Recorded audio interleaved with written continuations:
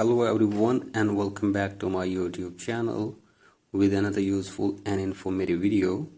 So guys, in this video I'm going to show you how can you fix unable to verify app and internet connection is required to verify trust of the developer. So guys, if you're also facing this problem and you are unable to install the app, here I will show you how can you easily fix it. So guys, for that you have to simply watch this video till the end.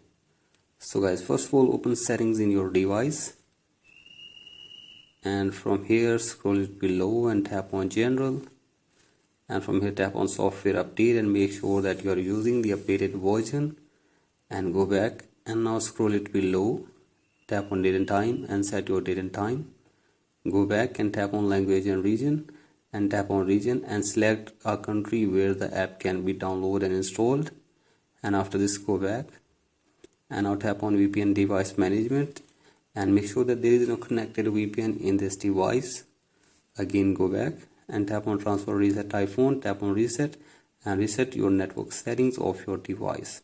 So guys, do this and check if the problem is fixed or not, and if the problem is still there, then open screen time and scroll it below and tap on content and privacy restrictions, tap on iTunes and App Store purchases, tap on installing apps, and from here allow installing apps in your iPhone.